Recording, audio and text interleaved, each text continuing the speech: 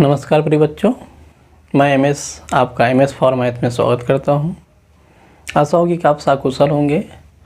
तो बच्चों, आज आपके लिए लाए हैं कक्षा 12 क्लास 12 फिजिक्स के जितने सारे इम्पोर्टेंट्स फार्मूले हैं उनका डेरिवेशन। तो आप लोग चैनल को सब्सक्राइब कर लीजिएगा, जिससे डेली के वीडियो के अपडेट के बारे में आपको नोटिफिकेशन प्राप्त हो जाए।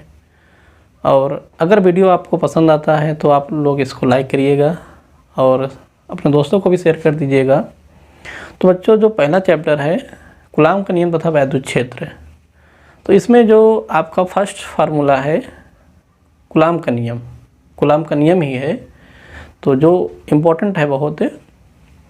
तो ये देखिए, कूलाम का नियम, कूलाम्स लॉ यहाँ हेडिंग कर दिए हैं। तो बच्चों, आपको पता है कि जो समान प्रकार के आवेश होते हैं, समान प्रकार के आवेश, अब वो चाहे प्लस प्लस हो या माइनस माइनस हो, दोनों एक दूसरे को प्रतिकर्षित करते हैं।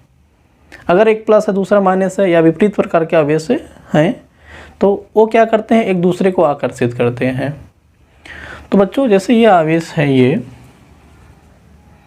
Q1 चार्ज हो गया और ये आपका Q2 चार्ज हो गया। ये आपको पता है कि अगर समान रहेगा, प्लस प्लस हो या माइनस माइनस हो, तो ये एक दूसरे को प्रतिकर्षित करते हैं। अगर विपरीत है, प्लस माइनस या माइनस प्लस हो, तो ये एक दूसरे को आकर्षित करते हैं। तो बताओ, ये आकर्षण की या प्रतिकर्षण की घटना कब संभव होगी? तो बच्चों, ये घटना तभी संभव हो सकती है जब ये एक दूसरे पर बल लगाएंगे।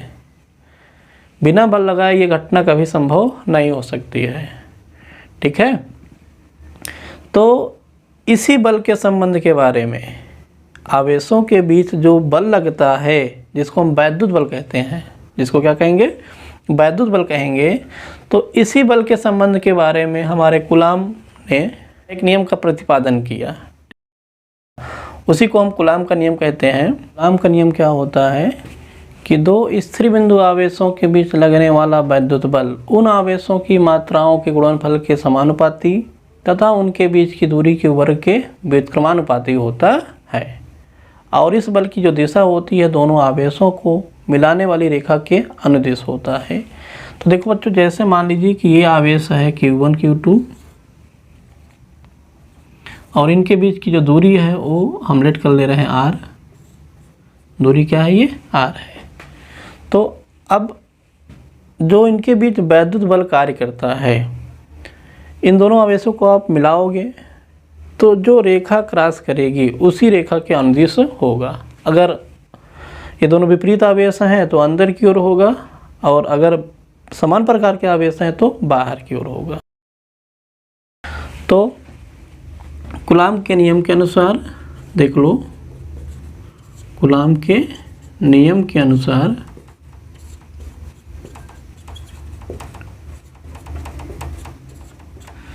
नंबर 1 रिजल्ट बच्चों क्या है ये, कि जो वैद्युत बल होता है वो इन आवेशों की मात्राओं के गुणनफल के समानुपाती। मात्रा से मतलब है F समानुपाते Q1 Q2। मात्रा का मतलब ये है कि जितना इसका मान रहेगा। दूसरा रिजल्ट बच्चों ये है कि जो F होता है वो इनके बीच की दूरी के वर्ग के, बताओ R का वर्ग क्या होगा, R स्क्वायर, तो उसका व्युत्क्रमानुपाती, व्युत्क्रम मतलब उल्टा R स्क्वायर। तो दोनों नियमों को मिलाने पर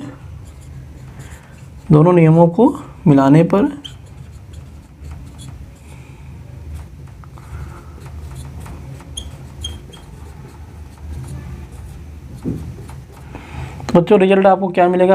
अगर आप इन दोनों को एक साथ लिखना चाहते हो तो F समानुपाते Q1 Q2 बटे R स्क्वायर। बताओ बच्चों, ये अगर बताओ जो समानुपाती का चिन्ह है, ये बताओ अगर ये हटता है तो फिजिक्स में, बताओ पूरी फिजिक्स में जब भी आप समानुपाती चिन्ह को हटाओगे तो एक नियतांक के रूप में आप वैल्यू ऐड करोगे और वो फिक्स वैल्यू रहेगी। ठीक है ना, आपको अपने से नहीं ऐड कर देना है। तो F है, तो इसको हटाओगे बच्चों, एक नियतांक चलो स्मॉल k है, ये Q1 Q2 बटे R स्क्वायर। ठीक, देख रहे हो ना, ये F इक्वल क्या आया, K Q1 Q2 by R square. अब बच्चों, ये जो K होता है, K का जो मान होता है वो माध्यम पर डिपेंड करेगा, इनके बीच की दूरी पर डिपेंड करेगा, आवेशों पर डिपेंड करेगा। तो यदि माध्यम क्या है कि अगर हमारा माध्यम जो है मतलब ये है कि जो आवेश Q1 Q2 है अगर ये वायु में रखा गया है या निर्वात में रखा गया है तो K की जो वैल्यू होती है, K की जो वैल्यू होती है 9 × 10⁹ होता है, 9 × 10⁹ होता है। तो जिसको देखो K बराबर इस्तेमाल किया है बच्चों ये 1/4πε0, मतलब यही कि हमारा क्या होता है 1/4πε0 के बराबर होता है और इक्वल क्या है ये 9 × 10⁹, 9 × 10 क्या है ये 9 होता है। बात करते हैं इसके यूनिट की, तो जो यूनिट आएगा न्यूटन मीटर स्क्वायर प्रति कूलाम का स्क्वायर, ठीक है। तो बच्चों ये फार्मूला आपको फाइनली बन के क्या आएगा, ये F बराबर 1/4πε0 Q1 Q2/r²। देख रहे हो ना, तो ये होता है हमारा कूलाम का नियम निर्वात के लिए।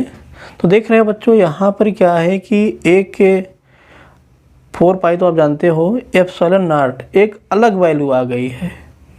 तो इसको बच्चों क्या कहते हैं, निर्वात की वैद्युतशीलता कहते हैं।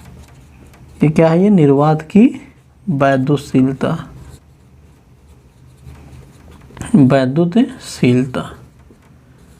ठीक है। तो बच्चों निर्वात की वैद्युतशीलता, निर्वात मतलब जहाँ पर कोई वायु ना हो, जहाँ पर हवा वगैरह ना हो, निर्वात होता है। वैद्युतशीलता क्या होती है, तो जो वैद्युतशीलता क्या होती है कि जितने भी माध्यम होते हैं अगर हम उसमें विद्युत क्षेत्र उत्पन्न करते हैं तो वो उसका विरोध करता है, और पदार्थों का यही गुण क्या कहलाएगा, वैद्युतशीलता कहलाता है। मतलब अगर आप निर्वात में आवेश को रखे हो तो उस आवेश के कारण जो विद्युत क्षेत्र उत्पन्न होता है, विद्युत क्षेत्र जो उत्पन्न होता है, निर्वात जो उसका विरोध करेगा वही क्या कहलाता है, विद्युतशीलता कहलाती है। किसी माध्यम की जो विद्युतशीलता को अगर आप क्या करते हो, निर्वात की विद्युतशीलता के सापेक्ष निकालते हो तो उसको हम निरपेक्ष वैद्युतशीलता कहेंगे।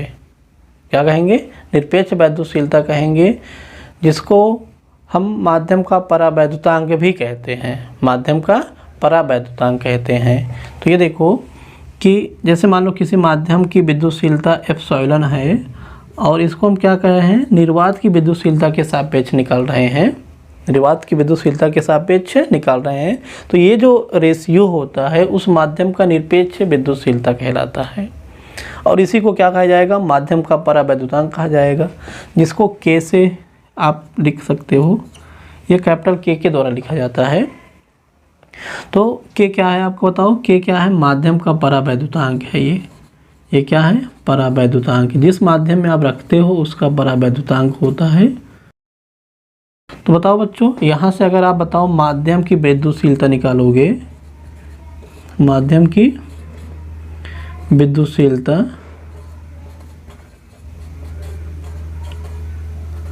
बताओ K की वैल्यू निकालोगे क्या होगा, ये एप्सिलॉन की वैल्यू निकालोगे क्या होगा, K ε0।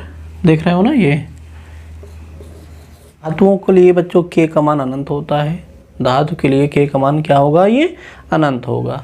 तो अब ये बताओ कि अगर हमारा जैसे ये आवेश क्या है कि अगर परावैद्युत माध्यम के बीच रखा गया हो, परावैद्युत माध्यम मतलब कुचालक पदार्थ होता है, तो उसके मध्य अगर हम रखेंगे तो बताओ क्या होगा, ये यदि आवेश परावैद्युत माध्यम के मध्य रखा गया हो, मध्य स्थित हो, तो बताओ बच्चों, तो F को हम Fm मान लेते हैं, चलो Fm मान लिए 1/4πε। अब बताओ बच्चों यहाँ पर क्या होगा, वायु में था तो वायु की विद्युतशीलता थी या निर्वात की विद्युतशीलता थी। अब बताओ अगर माध्यम में रहेगा तो माध्यम की विद्युतशीलता रहेगी, मतलब एप्सिलॉन रहेगा यहाँ पर Q1 Q2/r²। समीकरण मान लो ये, चलो आपका फर्स्ट हो गया, ये आपका क्या हो गया, सेकेंड हो गया। ठीक है ना। बताओ बच्चों, अब इन दोनों को आप डिवाइड कर दो, इन दोनों को आप डिवाइड कर दो। तो अगर आप डिवाइड करते हो तो बताओ रिजल्ट क्या मिला यहाँ से। ये देखो समीकरण 1/2, 1/2। बताओ बच्चों F/Fm हो गया कि नहीं हो गया। ये F/Fm बराबर, बोलो Q1 Q2/R², Q1 Q2/R², ये कैंसिल हो जाएगा। 1/4 पाई 1/4 पाई कैंसिल हो गया। 1/ε0 में आप 1/ε से भाग कर रहे हो। देखो 1/ε0 में आपने भाग किया 1/ε से। तो बताओ डिवाइड को अगर इनटू में कन्वर्ट करते हैं तो ये चेंज हो जाएगा, ये ε/1 हो गया ना ये। तो रिजल्ट क्या आया बताओ, F/Fm बराबर ε/ε0। तो आप देख रहे हो कि जो ε/ε0 होता है ये के बराबर होता है। तो फाइनली रिजल्ट क्या बना, ये F/Fm बराबर ε/ε0 इक्वल के। तो ये आया कि नहीं आया, F/Fm बराबर ε/ε0 इक्वल क्या है, ये के बराबर होता है। तो इस तरीके बच्चों क्या होता है कि अगर दो माध्यमों को हम निर्वात में रखते हैं, फिर निर्वात से उठा के उतनी ही दूरी पर क्या करते हैं, अगर हमने उसको माध्यम में रख दिया तो जो संबंध बनता है F/Fm बराबर के होता है। तो अब इन दोनों बलों के मध्य थोड़ा संबंध आप लोग देख लीजिए, F/Fm बराबर के। अगर यहाँ से आप Fm का मान निकालोगे तो Fm बराबर क्या आएगा बताओ, Fm बराबर F/K आएगा कि नहीं आएगा। तो अब बताओ जो K है, K से आप F में डिवाइड कर रहे हो। आपको पता है कि K का मान, अगर नहीं पता है तो जान लो, K का मान निर्वात के लिए और वायु के लिए 1 होता है, और बाकी और माध्यमों के लिए, अदर माध्यम के लिए क्या होता है, 1 से बड़ा होता है। तो K का मान क्या होगा बच्चों, बाकी माध्यमों को, निर्वात को छोड़कर बाकी माध्यमों के लिए 1 से बड़ा होता है। तो बताओ अगर आप 1 से बड़ी वैल्यू से F में डिवाइड करोगे तो जो Fm हमको मिलेगा वो F से लेस आएगा। Fm क्या होगा, 1 से लेस। तो Fm is less than F। तो बच्चों यहाँ पर एक रिलेशन ये भी आ गया कि जो Fm होता है वो F से लेस होता है।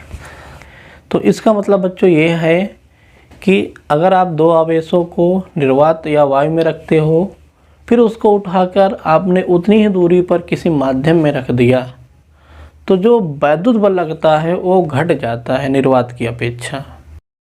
तो ये आपको थोड़ा ध्यान देना है। तो बच्चों इस तरीके से क्या होता है, कूलाम का नियम है, आप देख रहे हो कि कूलाम का नियम का जो फार्मूला आया है, क्या आया है, F बराबर 1/4 पाई ε0 Q1 Q2/R²। और माध्यम के लिए जो होता है, माध्यम के लिए ये होता है।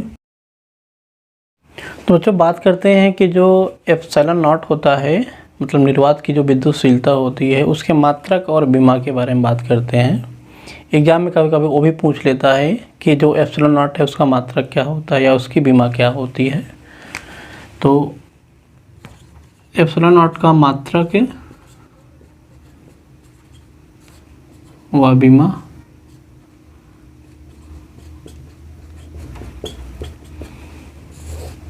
बोलो फार्मूला क्या था, F बराबर 1/4 पाई ε0 Q1 Q2/R²। यहाँ इसकी वैल्यू अगर आप निकालोगे, बताओ ε0 बराबर 1/4 पाई F Q1 Q2/R²। बोलो बच्चों जो मात्रक होगा, बताओ ε0 का जो मात्रक मिला आपको क्या मिला, बोलो। 1/4 पाई कांस्टेंट वैल्यू का कोई मात्रक नहीं होता है। तो देख रहे हो Q1 Q2/F × R²। Q1 Q2 का मतलब आवेश, आवेश का मात्रक क्या होता है, कूलाम स्क्वायर बटे, बताओ न्यूटन ना, बल का मात्रक क्या होगा, न्यूटन, और ये दूरी का स्क्वायर मतलब मीटर स्क्वायर।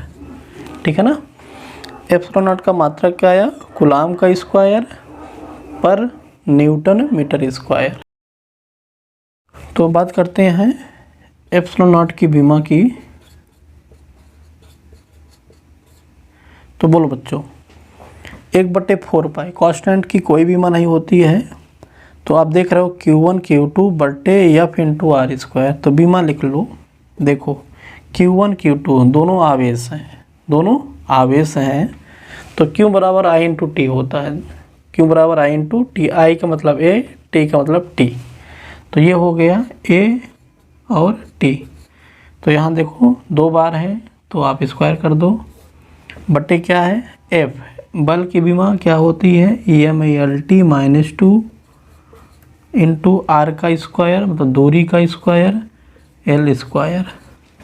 बच्चों अगर इसको आप सॉल्व करते हो, बोलो क्या होगा ये, m पावर 1 है, ऊपर करोगे -1 हो जाएगा ये, l की पावर 1 l की पावर 2, तो 2 1 3 कुड़े में घाते जुड़ जाती है, तो l की पावर -3 हो गया। t का पावर बताओ कितना है, -2 है, और यहाँ पर भी आपको 2 मिल रहा है, -2 ऊपर जाएगा प्लस हो जाएगा, और +2 ऑलरेडी यहाँ पर है, तो कितना हो गया 4 हो गया। a का स्क्वायर। तो बच्चों ये होता है आपका एप्सिलॉन नॉट की बीमा। एप्सिलॉन नॉट का मात्रा के कूलाम का स्क्वायर पर न्यूटन मीटर स्क्वायर, और जो बीमा होती है m power -1 l power -3 t power 4 a square. तो इस तरीके से इसका मात्रा का बीमा है। और बाकी आप पूरा वीडियो देखे ही हैं। उम्मीद होगी कि आपको वीडियो पसंद आया होगा, और अगर पसंद आया है तो आप लोग इसको अपने दोस्तों को भी शेयर करो, और चैनल को सब्सक्राइब बच्चों कर लीजिएगा, क्योंकि डेली ही आपको ऐसे ही इम्पोर्टेंट जो डेरिवेशंस हैं फिजिक्स के वो आपको बताया जाएगा। ठीक है, धन्यवाद आप सभी को।